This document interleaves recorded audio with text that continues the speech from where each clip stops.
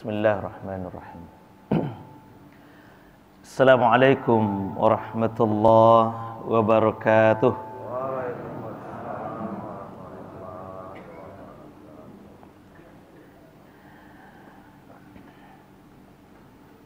Bismillah walhamdulillah alladzi nahmaduhu wa nasta'inuhu wa nastaghfiruh wa na'udzu billahi min syururi anfusina wa min sayyiati a'malina. May yahdihillahu fala mudilla lahu wa may yudlilhu fala hadiya lahu. Asyhadu an la ilaha illallah wahdahu la syarika lah wa asyhadu anna Muhammadan abduhu wa rasuluh sallallahu alaihi wasallam la nabiyya ba'dah. Allahumma salli wa sallim ala Muhammadin wa ala alihi wa sahbihi ajma'in.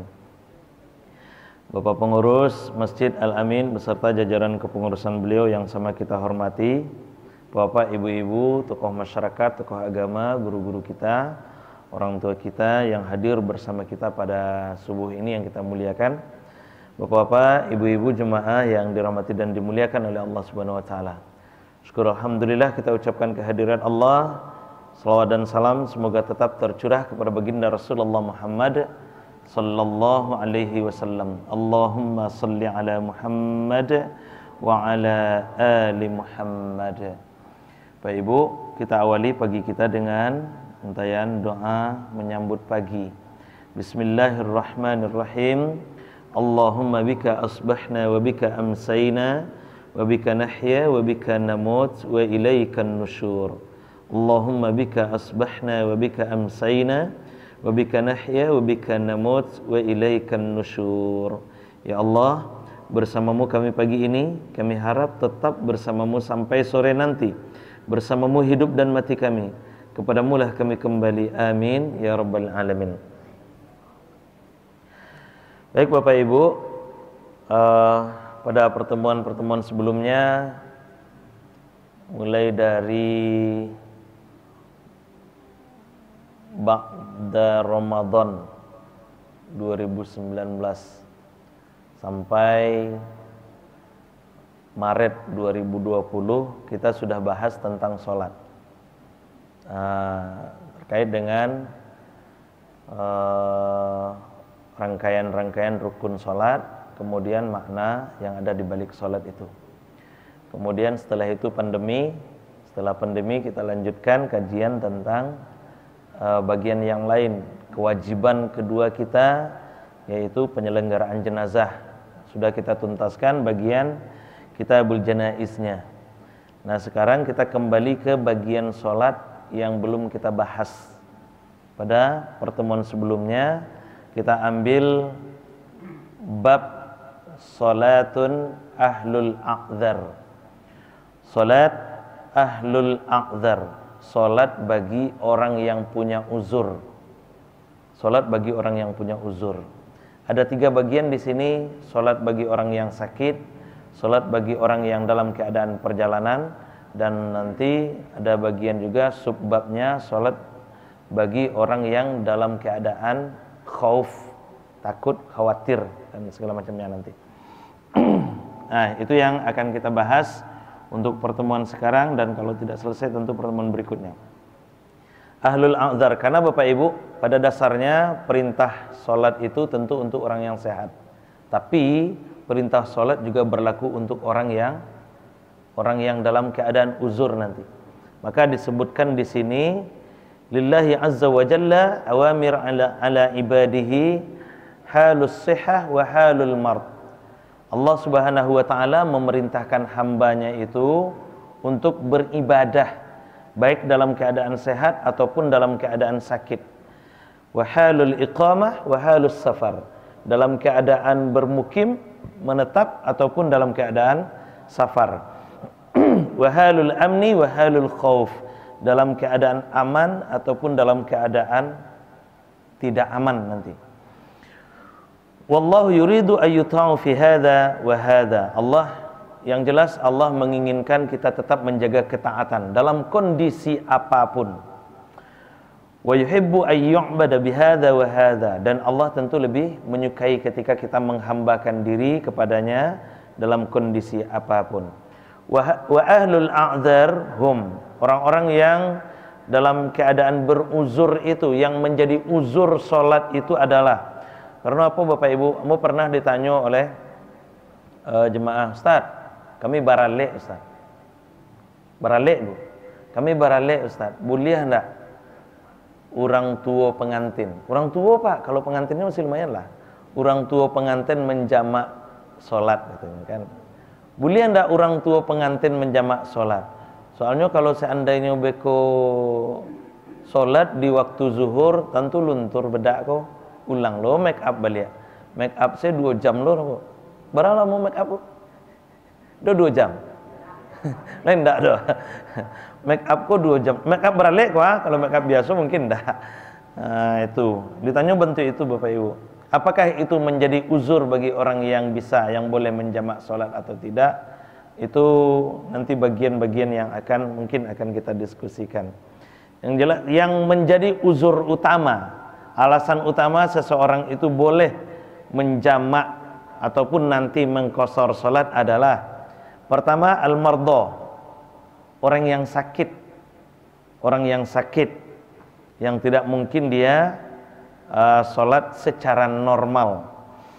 Kemudian al-musafirun, orang yang dalam keadaan musafir, dalam perjalanan. Kemudian al-khaifun, alladzi la yastati'una ada as-shalah ala sifatiha, orang-orang yang dalam keadaan khawatir, takut terjadi pergolakan misalnya kan. Mudah-mudahan tidak terjadi, walaupun sekarang sudah mulai nampak bibit-bibitnya. Al-khaifun alladzina la yastati'una ada as-shalah, yang nanti akan membuat seseorang itu tidak mampu menunaikan salat ala sifatiha, sebagaimana layaknya. Nah, wa min rahmatillah, di antara rahmat kasih sayang Allah itu, ayyassara lahum wa rafa'anhumul haraj, adalah memudahkan mereka. Jadi agama itu ternyata mudah Bapak Ibu, tapi jangan dipermudah. Jadi deklah gampang, itu digampang-gampangan itu tidak. Karena ada beberapa aturan-aturan yang berlaku. Ada beberapa aturan-aturan yang berlaku. Jadi Allah itu dengan rahmatnya memudahkan seseorang, wa rafa'anhumul haraj, dan mengangkat beban dosa ketika seseorang tidak mampu menunaikan secara normal.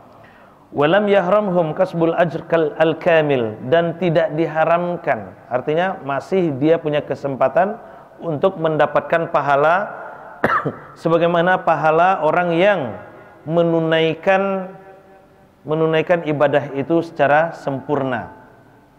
Jadi beko Bapak Ibu, walaupun misalnya awak dalam keadaan perjalanan, tetap nilainya sama dengan nilai orang yang sholat sempurna.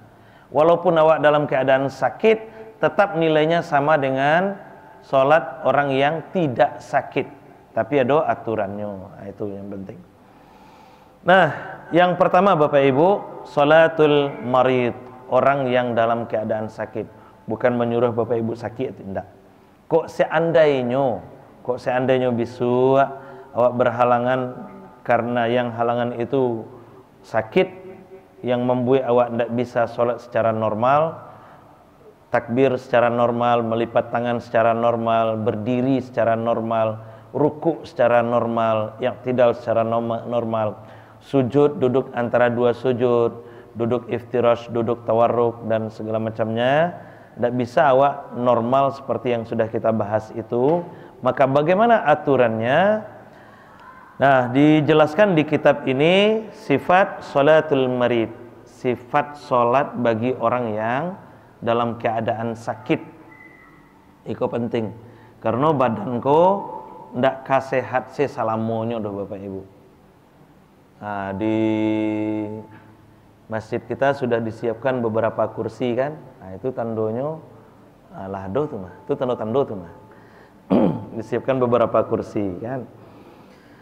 Nah, jadi aturannya bagaimana Bapak Ibu? Yang pertama, tulzamul marid as-shalah al-mafruḍah qa'iman. Pada dasarnya orang yang sakit itu salat fardunya itu qa'iman, berdiri. pada dasarnya berdiri. Fa illam yastati' shalla qa'idan mutarabbi'an. Jika tidak mampu, maka ia boleh salat qa'idan mutarabbi'an, duduk tarabbu'. Duduk tarabbu' itu baselo. Baselo itu duduk tarabbu' namanya, Pak. Duduk tarabbu', mutarabbi'an. Au ala hay'ati julusit tasyahhud, atau duduk seperti bentuk duduk tasyahud, duduk iftirash atau duduk tawarruk. Itu sesuai dengan kemampuan kita nantinya. Jadi boleh duduknya duduk tarabbu', boleh duduknya seperti duduk tasyahud, duduk iftirash atau duduk tawarruk.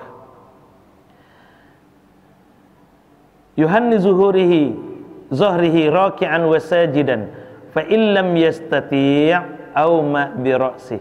Kalau ndak taluk juo duduk, maka cukup memberi kode dengan ra'sunnya, dengan kepala. Jadi kode kepala boleh. Kalau ndak taluk juo salat duduk, Bapak Ibu, ndak taluk salat duduk, maka boleh hanya memberi kode dengan kepala saja. Digarian se kepala sekete. Ruku' garian kepala. Sujud garian lo kepala sekete. Itu boleh. Itu boleh katanya. Fa illam yastati' al-julus fa ala janbihil aiman. Kalau ndak taluk duduk, maka boleh berbaring al-aiman ke arah kanan. Jadi kanannya di bagian bawah, Pak.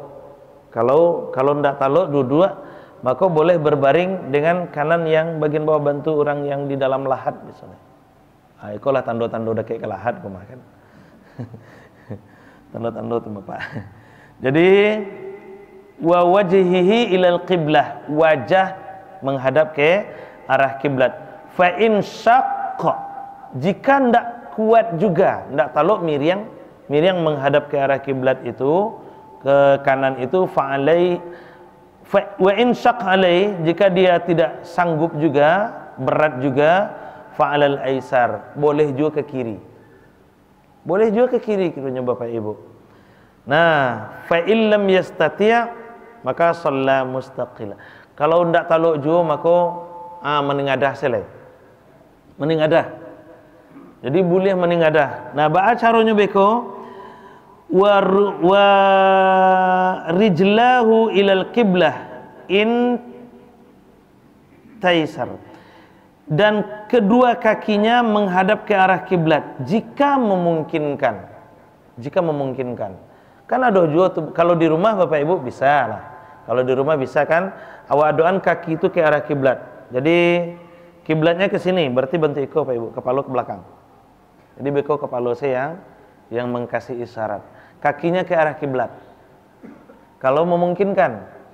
Kalau di rumah kan mungkin itu Bapak Ibu. Kalau di rumah tuh mungkin tuh. Tak minta tolong ke anak awak, keluarga awak untuk mengatur sampai tidur awak tuh yang menghadap ke arah kiblat kakinya. Nah, kecuali di rumah sakit. Kalau di rumah sakit itu kan diatur tampeknya. Dan tidak semua tempat tidur rumah sakit itu menghadap ke arah kiblat. Bisa aja beko kiblatnya ke sini tapi tempat tidurnya ke siku atau sebaliknya kan. Nah, itu tuh tergantung posisi tempat tidur rumah sakit. Caranya Ustaz, awak kabel lah banyak kau lengket sadonyo. Nan di jantung, nan di kepala, nan di kaki, nan di tangan, kabel saya sadonyo. Caranya awak ke salat menghadap ke arah kiblat, maka salat sesuai dengan kondisi. Salat sesuai dengan kondisi. Itu kalau seandainya itu terjadi. Wa illa shalla hasbi halihi. Di dalam kitab ini jelaskan. Kalau tidak juga maka salat hasbi halihi.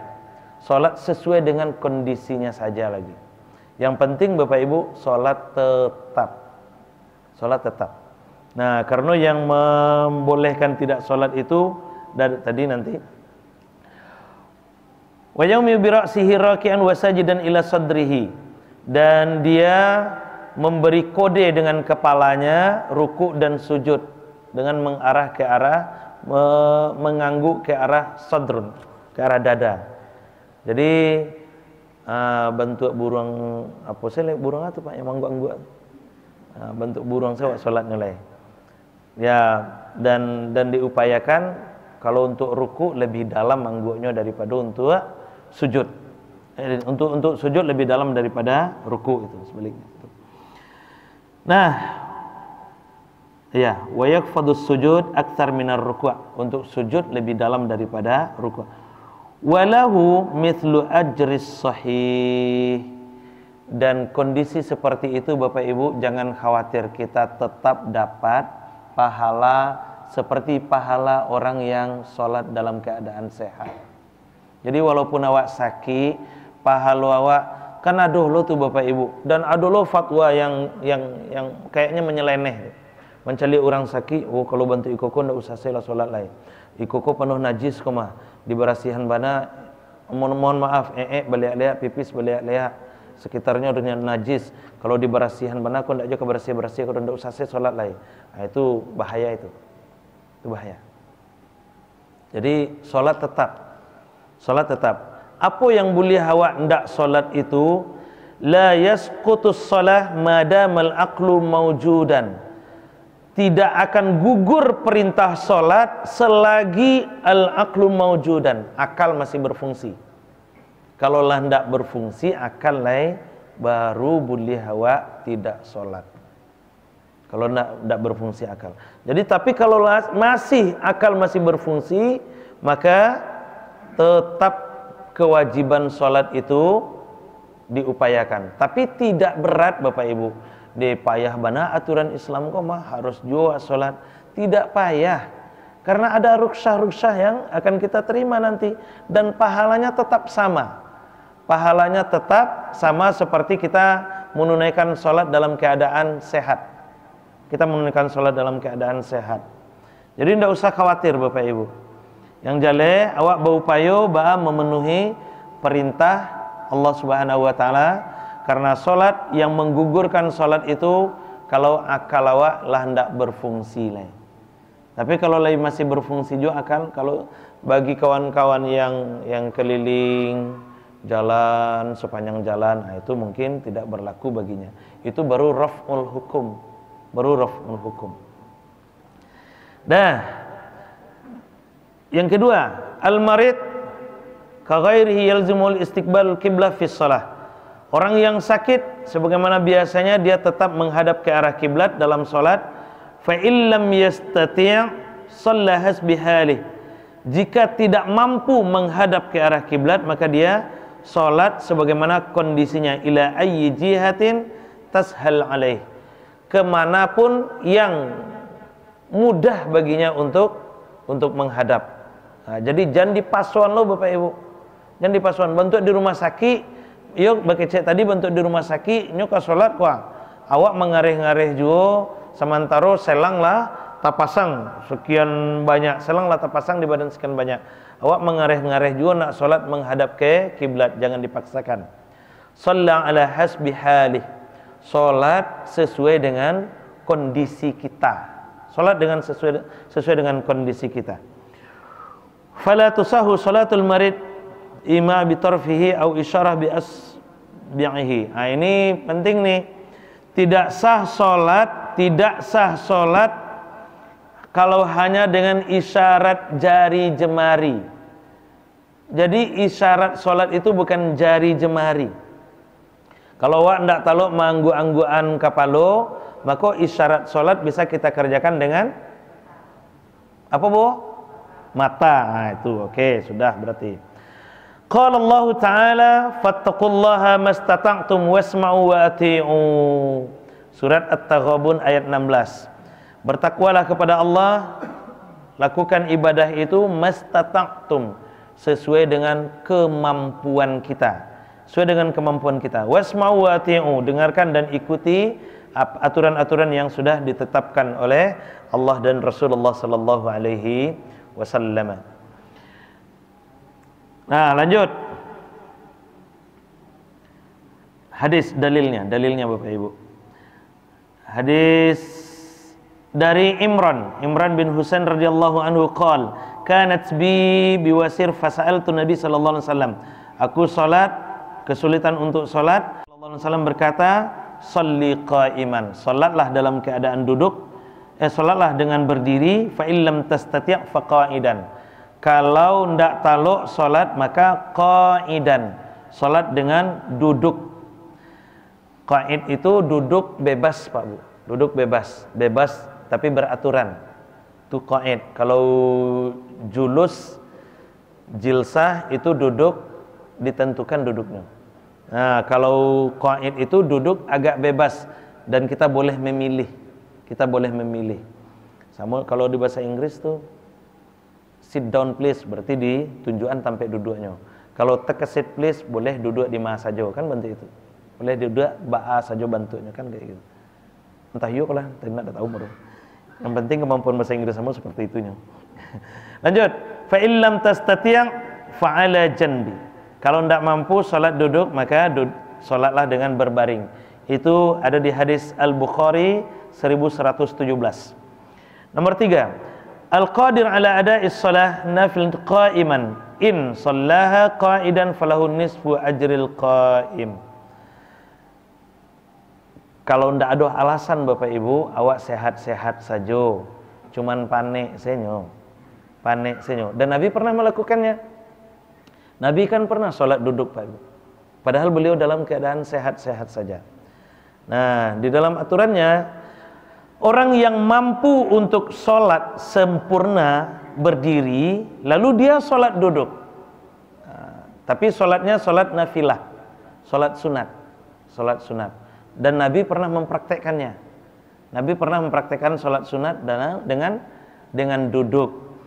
Nah, falahu nisfu ajril qa'im. Maka ketika itu kita hanya mendapatkan pahala separuh dari pahala orang berdiri. Nah, jadi misalnya awak taraweh kan, taraweh panik tagak mah salat 23, tapi awak sebalih Pak. Salat 23 misalnya kan. Maka panik tagak ya awak duduk salah salat. Nah, ketika itu Bapak Ibu, karena tidak ada uzur yang menghalalkan kita untuk salat duduk dan kita memilih untuk salat duduk, salat sunat, maka kita mendapatkan pahala nisfu ajril qa'im, separuh dari pahala orang yang tagak. Nah, itu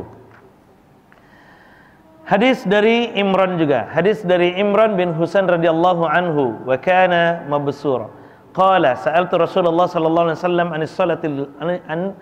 an salatir rajul qa'idan. Aku bertanya kepada Rasulullah sallallahu alaihi wasallam tentang salat seseorang yang duduk salatnya. Faqal, Rasulullah sallallahu alaihi wasallam bersabda, ini dalilnya, in shalla qa'iman fahuwa afdal. Jika dia salat berdiri, maka itu afdal, lebih utama baginya, bagi orang yang sanggup, dan itu untuk salat nafilah, salat sunat. Wa man shalla qa'idan, dan siapa yang salat duduk, falahu nisfu ajril qa'im, maka dia akan dapatkan pahala separuh dari orang yang berdiri. Kalau katiko itu awak taluk tagak tapi awak memilih duduk, maka awak dapat pahala separuh dari pahala orang yang tagak. Wa man shalla naiman, dan siapa yang salat dengan berbaring, falahun nisfu ajril qa'id, maka dia akan dapatkan pahala separuh dari pahala orang yang duduk. Ada pe saperampek dari orang yang tagak. Ko orang yang tagak pahala tarawihnya 100, orang yang duduk pahala tarawihnya 50, orang yang salat berbaring pahala tarawihnya 25. Nah, itu hadis Nabi Bapak Ibu. Hadis Al-Bukhari 1115. Itu untuk sholat nafilah. Kalau sholatnya sholat wajib, maka yang boleh mengubah posisi itu hanya uzur. Yang boleh mengubah posisi hanya uzur syar'i. Uzur syar'i. Karena memang awak ndak taluk bana lai. Ndak taluk bana awak sholat tagak lai, maka awak baru boleh sholat duduk. Tapi kalau sholat sunat, awak dikasih peluang lebih besar. Awak nio juo solat sunat. Kalau awak tinggal solat sunat kok rugi awak, karena memang prinsip sunat itu kalau ditinggalkan rugi. Kalau di kerajaan awak dapat pahala, ditinggalkan bukan tidak apa-apa, tapi rugi kita. Nah, dia awak takui rugi daripada dapat kalau ndak ke dapat 10 dapat 2 balik jadi juga. Atau dapat 9 jadi. Kayak gitulah. Artinya apa Bapak Ibu? Kalau awak panik solat taga, awak ingin solat sunat juga, maka boleh solat dua. Tapi pahalanya ya didiskon. Pahalanya diskon 50%. Nah, itu. Diskon kiranya Bapak Ibu. Dah, lanjut. Ahkam salatul marid. Hukum solat bagi orang yang sakit. Idza shallal marid qa'idan thumma qadara 'alal qiyam. Ini bagi orang-orang tertentu nih, kayak sakit vertigo misalnya Pak Ibu. Vertigo itu kan tiba-tiba itu Pak. Tiba-tiba, atau sakit asam lambung misalnya kan, tiba-tiba saja. Nah, di awal-awal sholat awak tiba pusing awak misalnya kan. Lalu awak sholat duduk. Awak sholat duduk. Kiranya di rakaat ketiga awak sehat, hilang sakit kau semua sekali. Maka apakah kita akan lanjut duduk atau tidak? Gini aturannya. Idza shallal marid qa'idan thumma qadara 'alal qiyam, apabila seseorang itu mampu, apabila seseorang itu salat dalam keadaan duduk, thumma qadara 'alal qiyam, lalu ia mampu untuk berdiri. Au shalla jalisan summa qadara 'alas sujud, atau ia salat dengan keadaan duduk di kursi misalnya Pak. Duduk di kursi, summa qadara 'alas sujud, lalu kemudian ia mampu di tengah-tengah salat, ia mampu untuk sujud ke lantai. Kalau duduk di kursi kan tidak sujud ke lantai itu dah. Tapi kironyo dalam solat awak tu tahu-tahu awak sehat, hilang pusing awak misalnya. Nah, lalu kemudian awak sanggup untuk sujud ke lantai.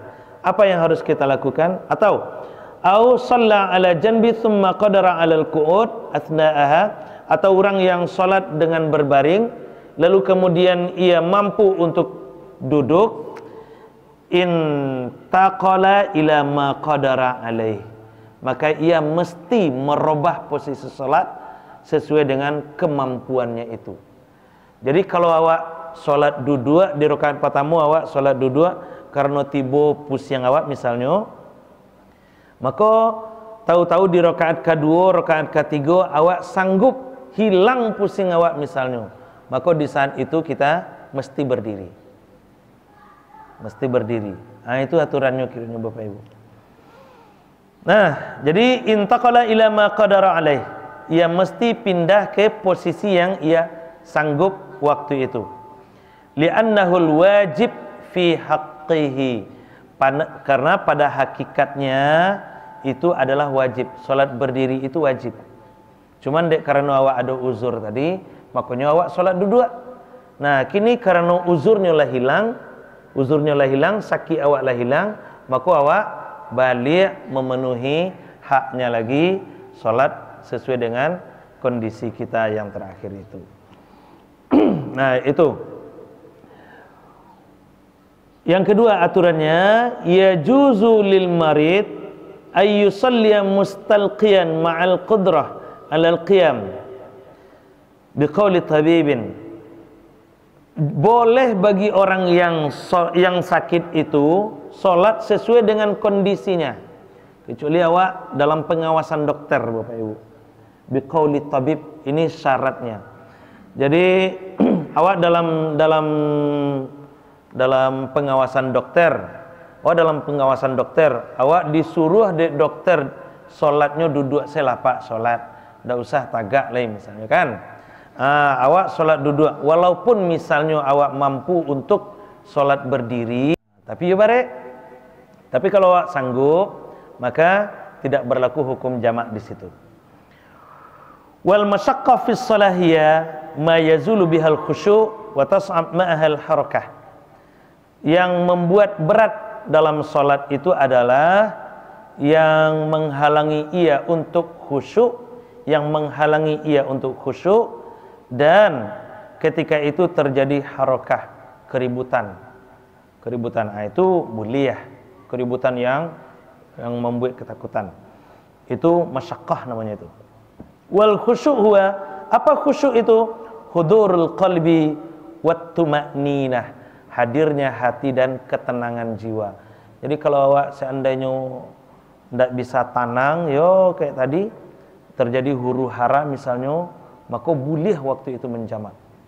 Tapi huru hara yang memang awak tidak bisa, kalau kayak peperangan Pak Ibu, wallahu alam nanti kalau seandainya itu terjadi di zaman kita. Sekarang kan bibitnya sudah mulai itu. Cari-cari masalah kan cari-cari masalahnya itu Pak. Dah lanjut. Aina yusallil marid, yang terakhir. Di mana orang sakit itu salatnya? Al marid alladhi yastati'u adh-dhahab ila al masjid. Orang sakit yang sanggup untuk pergi ke masjid. Orang sakit yang sanggup untuk pergi ke masjid, talzimuhu salatul jamaah, maka dia mesti salat berjamaah. Nah, inilah yang terjadi pada Abdullah bin Ummi Maktum dulunya. Abdullah bin Ummi Maktum pernah ngadu kepada Rasulullah, "Ya Rasulullah, matuamu nak mencalik do Rasulullah. Sementara ndak ada yang kamu nuntun ambo. Ndak ada yang kamu nuntun ambo untuk datang kamu saji. Nah, kalau minta izin ambo salat maghrib, isya, subuh ndak kamu saji ba'a kira-kira ya Rasul. Kalau siang mungkin ada orang yang kamu bantu." Nah, kan Abdullah bin Ummi Maktum buta Pak Ibu. Sahabat yang buta itu kan yang dulu berkasus dengan Rasulullah sallallahu alaihi wasallam kan. Sehingga turunlah surat Abasa itu. Turun surat Abasa karena kasus Abdullah bin Ummi Maktum dengan Rasulullah sallallahu alaihi wasallam. Lalu kemudian Abdullah menjadi sahabat utama Rasulullah dan menjadi muazin Rasulullah sallallahu alaihi wasallam, muazin kedua setelah Bilal. Nah, itu. Jadi Abdullah bin Ummi Maktum pernah tanya kepada Rasulullah, "Ya Rasulullah, matuamu butuh ba'a caranya ambo kamu saji nat alok dan modo. Kalau malam ambo minta izin ba'a kira-kira. Salat isya, salat subuh, isya dan maghrib itu ba'a. Boleh enggak?" Kata Abdullah. Kata Rasulullah, awalnya boleh. Kamu salatlah di rumahmu. Tapi setelah itu Abdullah lah keluar, kiranya alun sampai keluar masjid, dipanggil lagi oleh Rasulullah. Apa kata Rasulullah? "Abdullah, apakah kamu mendengar azan?" Kata Abdullah, "Iya ya Rasul, saya mendengar azan. Dari rumah terdengar azan kiranya. Azan Bilal terdengar ke rumah Bilal, ke rumah Abdullah." Nah, kata Rasulullah sallallahu alaihi wasallam, "Kalau kamu memang mendengar azan, datangi." Datangi ya Rasul. Iya, datangi, walaupun dengan merangkak. Itu loh bareknya Pak Ibu. Jadi sebenarnya salat berjamaah itu memang makanya mendekati wajib dia Pak. Salat berjamaah. Dan bahkan Imam Abu Hanifah mengatakan wajib kan salat berjamaah itu. Bagi apa-apa, bagi ibu-ibu tidak berlaku hukum yang itu. Bagi apa-apa. Jadi makanya kan ada tiga hadis yang menjadi dasar wajibnya salat berjamaah itu. Nabi yang akan membakar rumah, kemudian salat dalam keadaan perang. Dalam keadaan perang saja Bapak Ibu, Nabi mengajarkan salat berjamaah. Apalagi dalam keadaan aman. Awak nyaman tanang nagari aman-aman senyo. Ndak ada uzur sekete Allah hero. Tada ngazan, awak santai-santai saya di rumah. Itu masalah tuh, Mak. Rumah kadang-kadang di samping musaji, tapi ndak rumah Pak. Kok tersinggung yang di samping musaji kamu Pak. Tidak. Ado tuh Bapak Ibu di tempat lain. Rumah di sudut musaji, tada ngazan kan ndak tiba-tiba ke musaji dah. Ke musaji itu bahkan ada yang lebih parah Bapak Ibu, ada yang lebih parah. Kamu saji 2 kali setahun ya. Idul Fitri jadi Idul Adha. Ada loh yang lebih parah dari itu leh. Kamu saji sekali setahun. Pas menjapui daging kurban. Menjapui daging kurban barunya kamu saji kan. Iya Pak. Di halaman lo nyo, dalam masuk kamu saji dah Pak. Oh gitu. Itu nyo mencelik musajinya kan. Lah meninggal saya Pak. Dari Antanurang ke Musaji baru nyok Musaji. Nah. Ada yang lebih parah lah kan. Ya Allah ya Karim. Jadi Bapak Ibu. Iya Bu?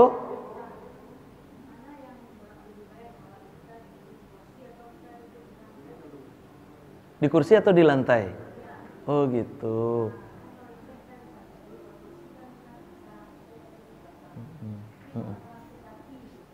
Sama-sama sakit kaki, tidak sakit kepala. Nah, sanggup sujud. Nah, kalau seandainya sanggup sujud, maka lebih baik di lantai. Kalau sanggup sujud, lebih baik di lantai. Kita memberikan haknya dulu, Bu. Kita memberikan haknya. Nah, hak sholat itu ada berdiri, ada ruku, ada duduk, ada sujud kan. Nah itu tadi li'annahul wajib fi haqqihi. Kita wajib memberikan haknya ya, Pak. Jadi berikan haknya.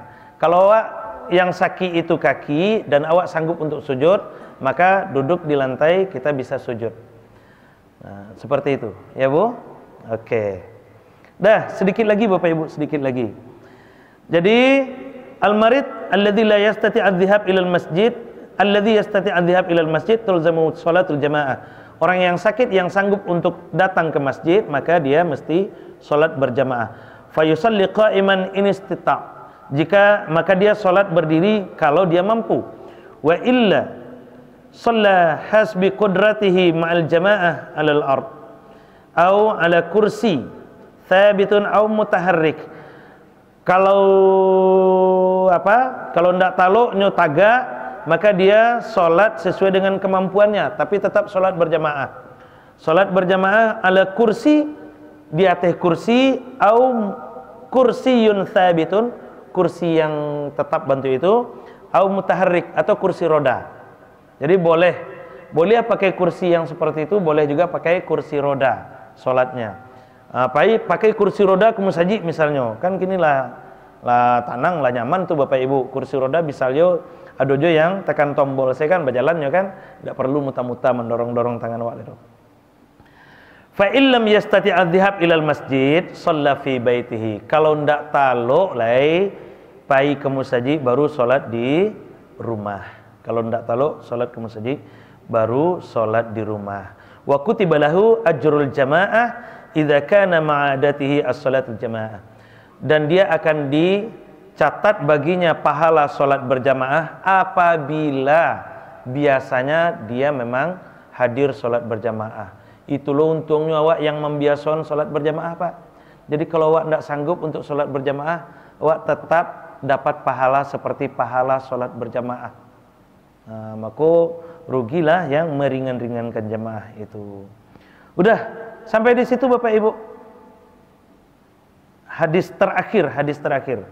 Idza maridal abdu aw safara kutiba lahu mithlu ma kana ya'malu muqiman sahihan.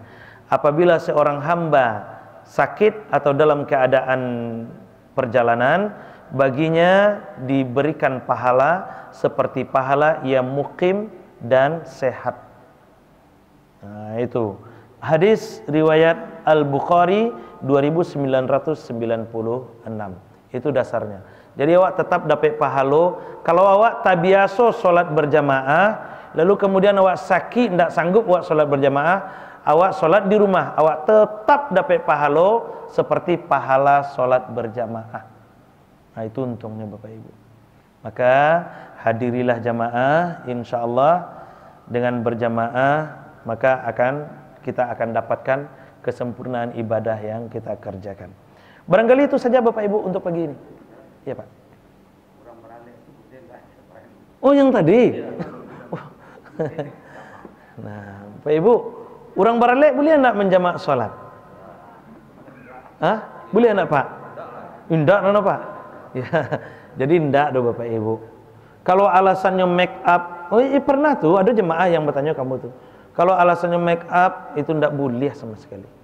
Karena yang menjadi uzur syar'i itu hanya 3. Uzur syar'i itu hanya 3. Nah, lalu kemudian ada ijtihad. Ada ijtihad. Tapi ijtihad yang barale itu Bapak Ibu, ijtihad ulama itu. Itu modanga pendapat Buya Yahya. Kalau tidak salah modanga.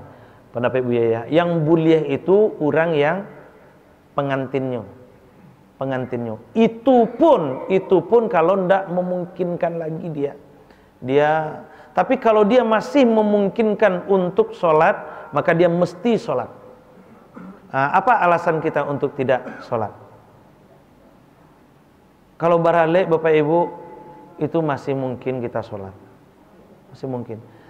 Ya, Islam itu memang mudah, tapi jangan dimudah-mudahkan. Islam itu mudah, tapi jangan dimudah-mudahkan. Islam itu tidak sulit dan juga tidak mempersulit. Islam itu tidak sulit dan tidak mempersulit. Tapi Islam itu mudah, tapi jangan dimudah-mudahkan. Jadi kalau baralik bentuk tadi, kalau alasannya menunggu tamu, Bapak Ibu, kalau alasannya menunggu tamu, kan bisa gantian awak, suami istri. Bisa suami sholat duluan, beko istri yang menunggu tamu. Kalau ada yang bertanya beko, apa pajaknya, papa anak-anaknya, papa anak daro, papa marapulai misalnya kan, pai sholat. Mama marapulai, pai sholat. Kan bisa gantian awak, bisa gantian. Atau kalau ingin awak beko gantian jo saudara awak yang lain. Surang orang tuanya nih Ustaz, gantian jo saudara yang lain. Bisa itu. Dan insya Allah paham itu. Ya Pak. Kok gara-gara? Ya Pak. Iya. Duduk.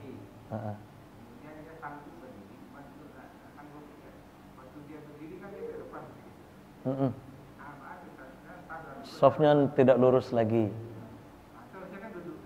Iya. Iya. Oh gitu, Pak. Pak Ibu, makanya aturan dalam sholat berjamaah itu kalau yang sakit, afdolnya bagaimana? Yang pakai kursi itu di pinggir. Bukan dipinggirkan, Pak, tapi di pinggir. Iya, betul. Itu yang pertama dulu. Yang pertama, afdolnya orang yang sholat berjamaah itu, maka yang ada uzur hendaknya di pinggir, jangan di tengah-tengah. Jangan di tengah-tengah. Itu dulu. Mohon maaf ya Bapak Ibu, mohon maaf. Karena ada lo yang ngotot kok. Iku musajik ranggai ambo koma katanya kan. Dakwah lo ngatur-ngatur lo katanya kan. Tagaknya di belakang imam, duduknya di belakang imam, pasang kursi. Kadang kursinya yang gadang lo deh. Yang gadang lo kursi lah. Ranggang orang sholat juga. Maka kalau bisa lebih afdol yang punya uzur tadi sholat memilih yang di pinggir. Bukan kita pinggirkan, tapi di pinggir dulu. Itulah maksudnya. Nah, kalau seandainya sanggup tagak, ba'a Ustaz. Kalau nyo tagak di muka kursi itu beda, beko senjang saf denyo. Boleh senjang saf itu kalau memang ada uzur boleh, Pak. Kita dahulukan yang wajib. Yang wajib yang mana? Yang memberikan hak.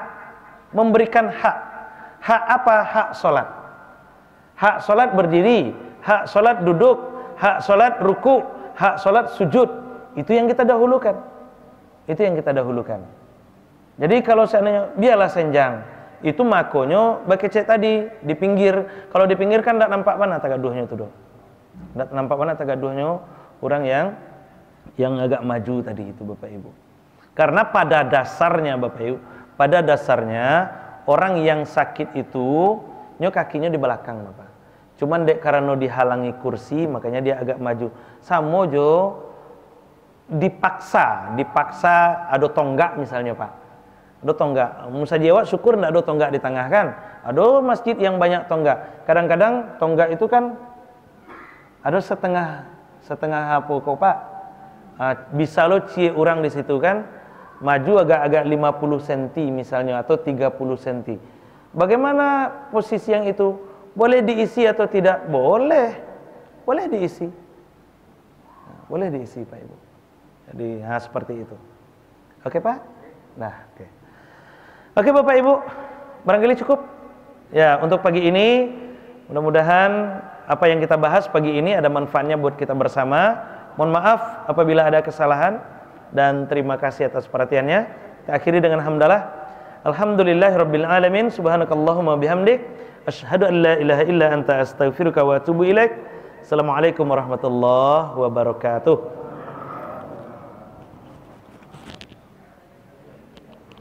Jadi